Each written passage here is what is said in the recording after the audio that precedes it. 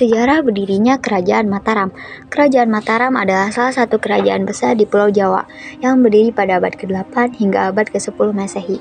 Kerajaan ini didirikan oleh Sanjaya yang berasal dari dinasti Sailendra. Kerajaan Mataram berpusat di daerah Jawa Tengah, namun kemudian pindah ke Jawa Timur.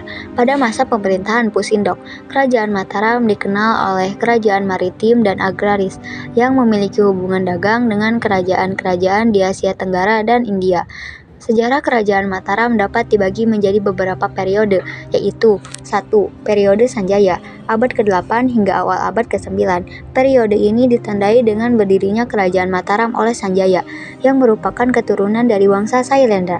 Sanjaya berhasil mengalahkan saingannya, Sri Maharaja Rakai Panangkaran, yang merupakan raja dari Kerajaan Galuh. Sanjaya kemudian mempersatukan wilayah Jawa Tengah dan mendirikan ibu kota kerajaannya di Mataram, sekarang Muntilan, Magelang. Sanjaya juga membangun beberapa candi, seperti Candi Kalasan, Candi Sari, dan Candi Prambanan. Periode Sailendra, pertengahan abad ke-9 hingga akhir abad ke-10. Periode ini ditandai dengan beralihnya kekuasaan dari dinasti Sanjaya ke dinasti Sailendra, yang merupakan keturunan dari Samaratungga, putra dari Sanjaya. Dinasti Sailendra menganut agama Buddha Mahayana dan Vajrayana, serta membangun banyak candi Buddha seperti Candi Borobudur, Candi Mendut, dan Candi Pawon. Dinasti Sailendra juga memperluas mempengaruhnya keluar Jawa, seperti ke Sumatera, Bali, Kalimantan, dan Kamboja. Periode Isyana, akhir abad ke-10 hingga awal abad ke-11. Periode ini ditandai dengan beralihnya kekuasaan dari dinasti Sailendra ke dinasti Isyana, yang merupakan keturunan dari Empu Sindok, putra dari Sri Maharaja Rakai Pikatan dan Promadharwardhani, putri dari Samaratungga. Empu Sindok memindahkan ibu kota kerajaannya dari Jawa Tengah ke Jawa Timur, tepatnya di daerah Watu Godeng, sekarang Lumajang. Empu Sindok juga mengubah agama kerajaannya dari Buddha menjadi Hindu Siwa. Dinasti Isyana melanjutkan pembangunan candi-candi Hindu seperti Candi Belahan, Candi Jawi, dan Candi Singosari. Kerajaan Mataram merupakan salah satu kerajaan terpenting di wilayah Nusantara pada masa lampau. Kehidupan sosial ekonomi di Kerajaan Mataram sangat dipengaruhi oleh sistem feodal dan agraris. Masyarakatnya terbagi menjadi beberapa kasta dengan raja dan bangsawan di atas, kemudian pedagang, petani, dan pekerja lainnya. Ekonomi utama didasarkan pada pertanian, terutama produksi padi sebagai sumber utama pangan. Selain itu, perdagangan juga berkembang terutama dalam hal rempah-rempah dan barang-barang mewah lainnya. Kerajaan Mataram juga terkenal dengan sistem irigasi yang maju, memungkinkan pertanian yang produktif. Peninggalan Kerajaan Mataram kuno di Indonesia tidak hanya mencerminkan kejayaan masa lalu, tetapi juga menyimpan warisan budaya yang kaya dan mendalam. Dalam perjalanan sejarah Indonesia, Kerajaan Mataram kuno muncul sebagai salah satu pusat kekuatan dan kebudayaan di wilayah Nusantara. Peninggalan-peninggalan monumental, seni arsitektur yang megah, dan catatan sejarah yang berharga menjadi saksi bisu peradaban yang pernah berkembang pesat di Pulau Jawa.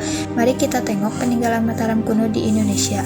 Kerajaan Mataram kuno, terutama Mataram kuno yang berpusat di Jawa Tengah, memberikan sejumlah peninggalan sejarah dan kebudayaan. Berikut adalah beberapa peninggalan yang terkait dengan Kerajaan Mataram kuno. Candi Borobudur. Candi Borobudur merupakan salah satu peninggalan monumental yang mencerminkan keagungan dan kejayaan Kerajaan Mataram kuno di Pulau Jawa. Dibangun pada abad ke-8 dan diresmikan oleh Raja Samaratungga. Candi ini adalah monumen Buddha terbesar di Indonesia. Candi Prambanan.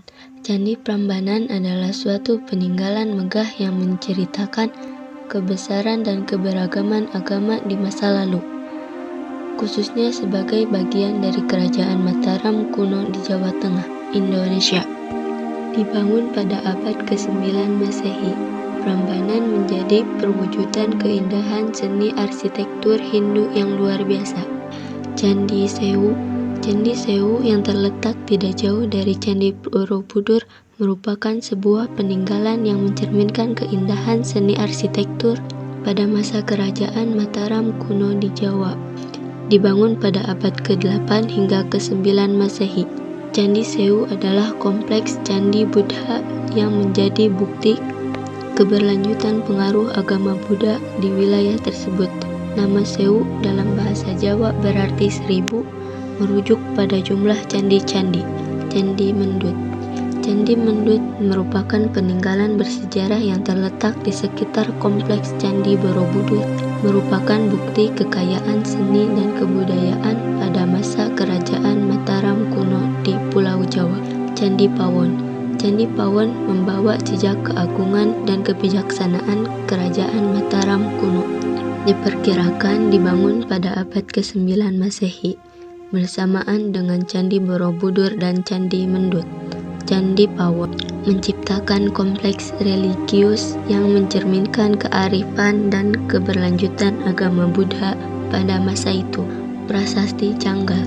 Prasasti Canggal ditemukan di Desa Canggal, Magelang, Jawa Tengah.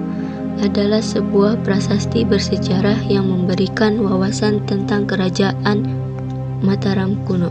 Prasasti ini dikeluarkan pada tahun 732 Masehi dan ditulis dalam bahasa Sanskerta dengan aksara Pallawa. Isi dari Prasasti Canggal memberikan informasi tentang kebijakan pemerintahan Raja Sanjaya yang diyakini merupakan penguasa dari dinasti Shailendra yang memerintahkan pada masa itu. Prasasti Sojomerto. Prasasti Sojomerto adalah sebuah prasasti yang ditemukan di Desa Sojomerto, Kabupaten Klaten, Jawa Tengah, Indonesia.